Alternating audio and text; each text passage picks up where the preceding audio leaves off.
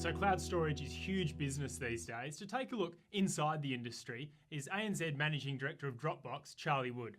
Charlie, thanks for joining us. Hey, nice to meet you, Alex. Now tell us a bit about what you do and how you got started.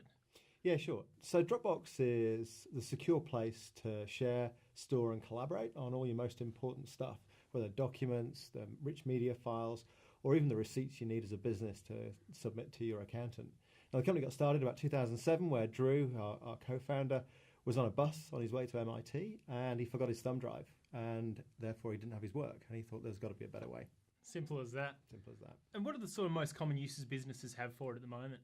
Yeah, so it's really just a place to really store and share those documents to collaborate across teams inside of the business and outside of the business and across any device. So you think about any business, from a small business to a large business, we've gone through this consumerization of IT, not only bring your own device, but bring your own apps.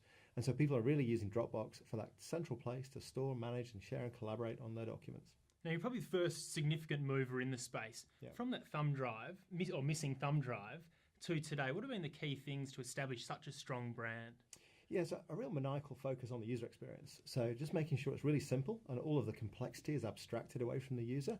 Many people, we have 300 million customers worldwide. Many people first got to use Dropbox in a personal kind of context. So sharing their photographs or simple home documents and then moving it up into the business environment. So that real familiar experience, moving that from the consumer world into the business world, is really how we managed to expand at this great rate. Now, you haven't had the space to yourself for too long. You've got likes of Google, Microsoft and Apple all sort of treading on your toes a bit now. How do you compete against those guys? Yeah, well, in reality, we don't really compete. So on Apple, we, of course, part of the devices that we support are Apple devices. There's a huge amount of iOS devices and Macs and PCs around. But the really interesting thing is Microsoft. So Microsoft has a product called OneDrive, but also we store more Microsoft Office documents than anywhere else in the world. And so we actually formed an alliance, a partnership with Microsoft that allows people that first-class native editing experience of Office documents from within the Dropbox world. So what our customers, both Microsoft and Dropbox customers, are saying is the experience they really want is Microsoft Office for editing and authoring, but they want the Dropbox experience for storing and sharing. And how do you go about identifying that, sort of taking a collaborative approach rather than sort of a competitive approach with someone like Microsoft? Just by listening to the customers. That's really the key thing. And our customers are telling us that they really want to have the ability to edit documents natively in their format, regardless of the format. And in this case, it's Office, whether it's on a mobile device, whether it's on my laptop, or if it's on my phone. And to be able to store, share, and collaborate on those things. And in fact, we brought something to market recently called Project Harmony, which allows users who are collaborating on Microsoft Office documents to see that someone else is also editing that document. So if you think about what developers fixed probably 20 years ago with the IDE, was the ability to collaborate at massive scale on digital documents or code.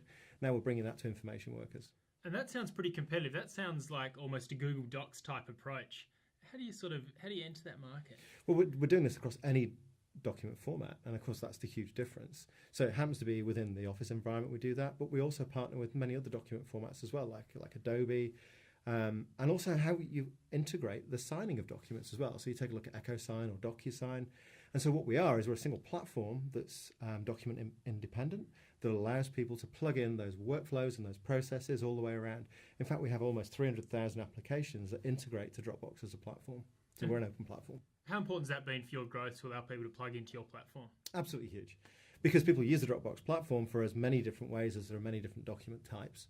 So it's really important, the flexibility of just having that single solution and then being able to plug in all these other solutions that they may already own in their business anyway. Now, you've had a couple of tech startups, experience at Salesforce, Microsoft. You're a man sort of well-groomed in the tech space. What's it like? Well, it's great. I mean, the phase we're in at Dropbox at the moment is loads of fun. We're double and triple digit growth. We're running as fast as we can and growing the business. Being able to be in this phase is just a huge amount of fun. Hiring people not only just in business development, but in marketing and product development, and also in technical roles. But also at Dropbox, it's really interesting. We have a culture. A lot of it's centralized around food. Our HQ in San Francisco very famously has a cafe or a restaurant in the middle called the Tuck Shop. And we've started to emulate this in our office here in Sydney. We have a central cafe. We have a big catered lunch. Bring the whole team together on a daily basis and feed together. It's good. Double-digit, triple-digit growth. How do you sort of manage expectations? Yeah, sure. I mean, this is why they bring in a guy with grey hair. Is I've done this before, right? And so we can build a team at great pace, but also having experience to understand how to manage that, how to plan for that growth, how to bring in and align the different resources we need to be able to grow at that pace. And in your experience, the best ways that businesses can leverage the power of the cloud? I think a lot of the time they get to a certain phase where there's an inflection of growth where they really need to start taking a few things seriously, like accounting, and that could be on a path with Xero, the great ANZ success story of cloud accounting. But the other thing for us is really about business continuity and where do you store your most important artifacts around your business. Now, we live in a climate that's not it's not exactly unknown to have challenges from events of the climate like we've had in the last few weeks. So what happens in a disaster? It could be a lost phone or a lost laptop, but something a little bit more serious, an entire lost office. It's a really good thing to have all of your most important data and assets stored somewhere where they're available, secure, and your teams can get to them no matter where they are. Another thing, actually, we have some customers here who are going through wonderful growth phases. One, Campaign Monitor, another great Australian tech success story.